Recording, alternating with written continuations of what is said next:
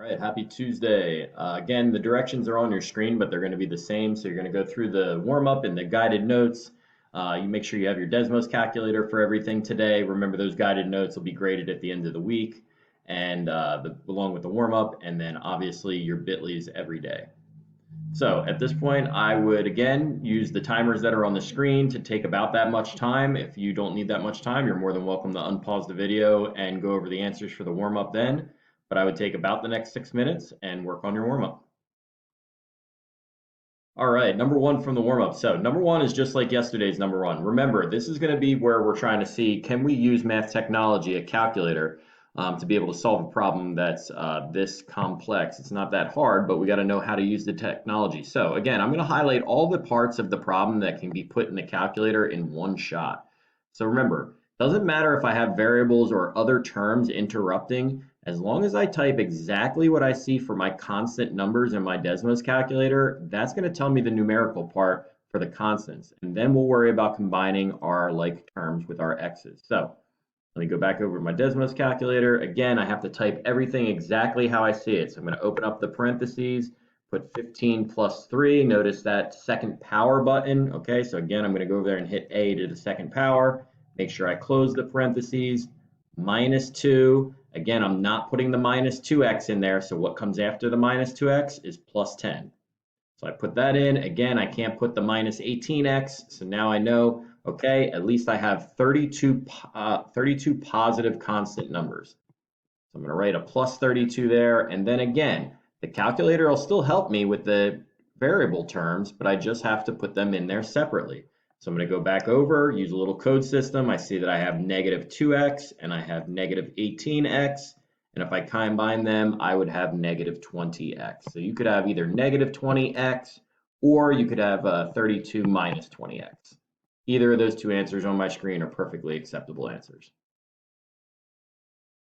Okay, number two, scrolling down again today, we're given two pieces of information that we had us go through to be able to solve this better by with constant proportionality. So the first sentence talks about Walmart here and a bag of Doritos, and the second sentence is going to talk about those same bag of Doritos but for a different price, and they tell us how many bags. So again, all I did was kind of take some notes on the first part of the problem. I know that Walmart over here uses the equation y equals 2.25x. Well, that must mean if we're talking about how much bags of Doritos cost, that 2.25 must be how much one bag costs. Now, Food Lion, they still told me how much the bags were, but they told me how many bags I bought. So remember, anytime we're doing constant proportionality, we can put money on top and divide by the number of things that we're purchasing. So $9.75 divided by 3 is $3.25 per bag.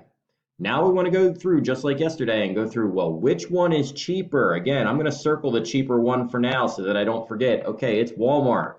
But they're saying how much cheaper, by how much? Well, I know that the difference between $3.25 and $2.25 is $1. So I'm looking for $1 cheaper at Walmart. Well, answer choice C says Walmart is cheaper by $1 per bag.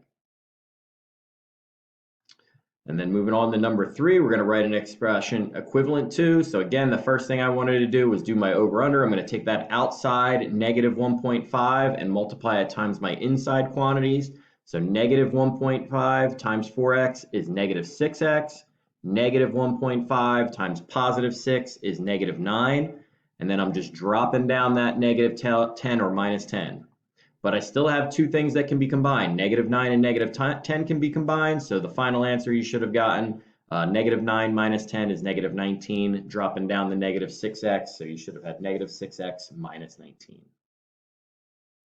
And then the last one, a new bike tire has a diameter of 30 inches. If the bike tire makes 4 revolutions, remember this is a key term in any circle problem. The word revolutions means circumference. We're looking for the total distance around that this bike tire would travel. So again, all I did was kind of list some information. I know that they gave me the diameter, which would give me my radius. 30 divided by 2 is 15. I know that my circumference formula C equals pi d, but notice I also put a times 4 here because this bike tire isn't going around just 1 revolution, it's going around 4 revolutions. So again, I used my circumference formula, pi times the diameter 30, and I multiplied it by 4, and you should have gotten a circumference of 376. Make sure you have all your warm-up questions finished up, and we'll move on to today's lesson. Today's lesson is going to be just like yesterday's. We're going to be working more with two-step equations. Today we have a couple of different types of problems that kind of help us really get into two-step equations, but basically everything's going to remain the same for today. So on your screen, I would take about the next 1.5 to 2 minutes and solve this problem. -4 times x minus 11 is equal to -47. Now, basically, I already set it up. You should know what to put here in the blanks, and all you have to do is use your Desmos calculator to get to the final blank of what x equals. So pause the video at this time. When you're ready to go over it, unpause the video, and I'll help you out. Okay, so we had -4 times x minus 11 is equal to -47. So again, I've located my variable on the left side here. I know that I'm breaking this equation through that equal sign. The first thing I saw was that minus 11. Well, I know that the opposite of subtracting 11 is to add 11. That's where we're going to get this -36 from, because these 11s are going to cancel out on the left side, and -47 plus 11 is -36. Now, once we get to this part of the equation that I'm going to highlight in purple, we have -4 times x is equal to -36. Well, I know that the opposite or inverse operation of multiplying by -4 would be to divide by -4. So I'm dividing each side by -4 to get rid of the -4x and leave me with just x by itself. And then again, in my Desmos calculator, I would do -36 divided by -4 to get +12. So for this, you should have gotten a final answer of x equals 12 if you did it correctly. Now, like I said, I'm going to go over a couple of examples today. The only difference is we're going to have some fractions, we're going to have some decimals, and I'm going to present one interesting type of problem that is a little bit different, and we have to kind of just make sure that we understand what the difference is and where to get it back to where we've been this week. So again, we're going to continue to use the golden rule. We're going to isolate variables by using inverse operations. Remember, if you don't know your inverses, I've even written them on the screen today. Addition and subtraction are inverses of each other. Multiplication and division are inverses to each other. So the first example problem I have is -2.5 times x minus 4 is equal to 3.5. Now, yesterday, some of us might have been able to do, well, okay, I know what could x be without actually showing any work or by doing some mental math. Obviously, today, anytime we're dealing with negatives, if we're dealing with fractions or decimals, I'm going to use that Desmos calculator a lot today to help me out. So nothing changes. Remember, I'm going to break my equation into a left side and a right side by finding the equal sign in the middle of my problem. I'm also going to put a box or a circle around where my variable is. So what is being done to my coefficient and variable right now? Well, it's being subtracted by 4. I know that the inverse or opposite of that would be to add 4 to both sides. And again, whatever I do to one side to get rid of the 4s, I got to do to the other side to get my numerical answer. Now, again, I'm going to go over to my Desmos calculator. Again, I'm going to do the 3.5 plus 4 is going to equal to 7.5. And I'm just going to drop down my -2.5 times x. So I'm done my first step. Second step, I still have -2.5 times x. I now know that the opposite of multiplying by -2.5 would be to divide by -2.5. Again, whatever I do to make the 2.5s cancel out to one side, I need to do the same to the other.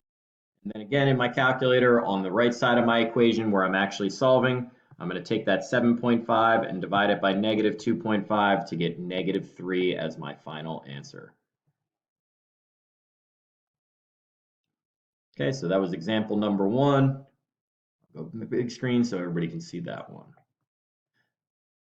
Example number 2, same exact thing. Now this is our special example of the day. So we have to think of a couple things. Why is this a two-step equation, and what exactly is the second step? But if we think about breaking this down and using all the different ways that I've shown you so far by breaking our equation into two sides, thinking about where our variable and coefficient are and constant are, and then using inverse operations to solve, I think we'll be able to find it. So I'm going to read this problem as 15 minus x is equal to 45.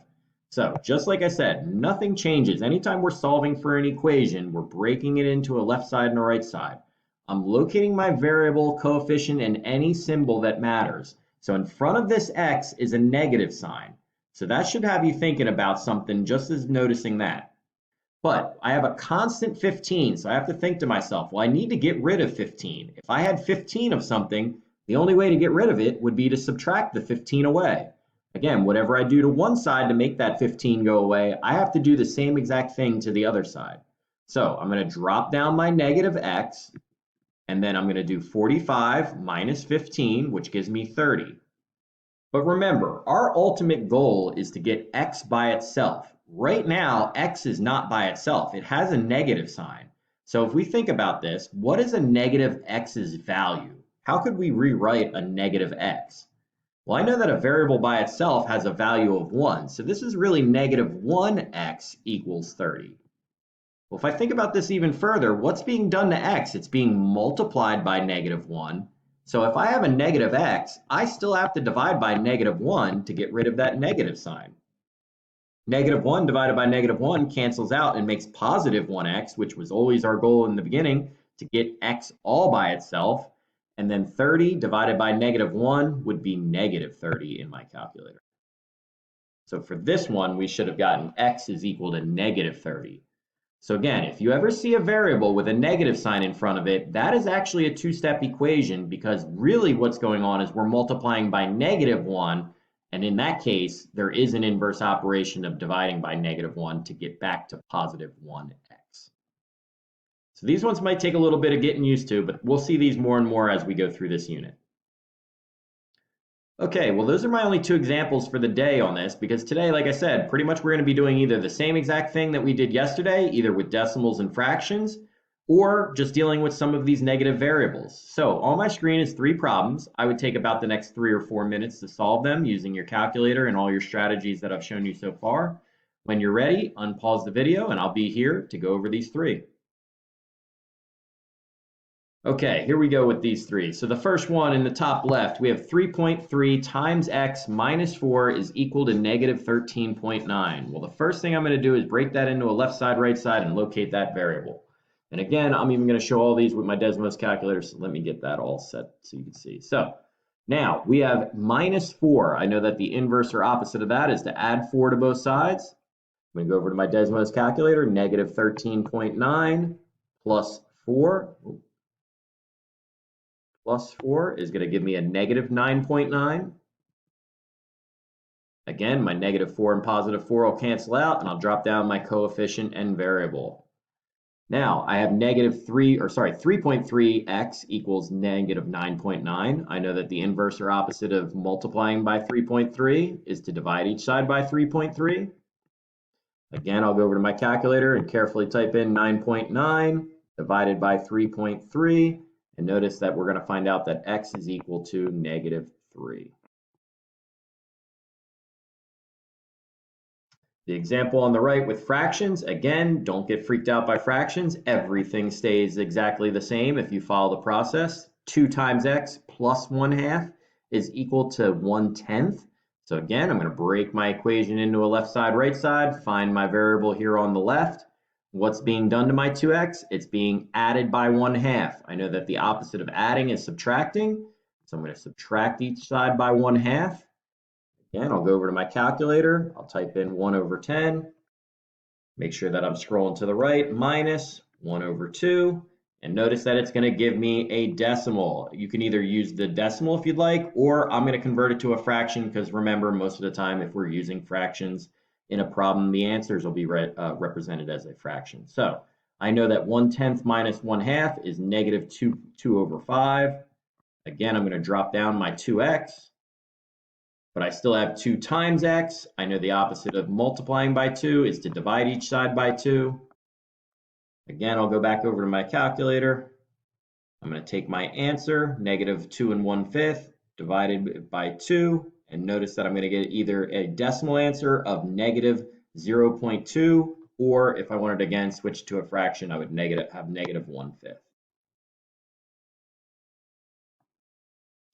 And then the last one here, our special equation of the day, 18 minus n equals negative 19. Again, I'm breaking my problem into a left side, right side. I'm noticing that I have a negative variable. Again, I'm making sure that I notice that I have a negative 1x.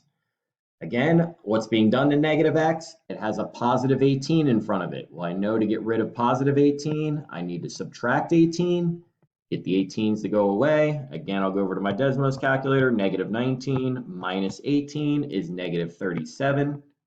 I'll drop down my negative 1 times x. Now that I know that this is really negative 1 times x, I can divide each side by negative 1 to get rid of my negative sign. And then again, over to my Desmos calculator, negative 37 divided by negative 1 will get me back to positive 37. So I'm going to put all three of those back up on my screen. I'll scroll back up to the top if you needed to pause the video at any point and go back through and copy any of those down or make adjustments. If not, here is today's assignment. So the bit.ly is here. Again, you're just going to solve the first 10 questions to this bit.ly. So it's actually a 2-page document. Don't worry about the second page. We're just going to answer the first 10 on the first page. Make sure that you're showing all works and steps. Use your examples in your calculator to help you. And again, the assignment should take you somewhere between 10 and 15 minutes, depending on how good you did with today's lesson.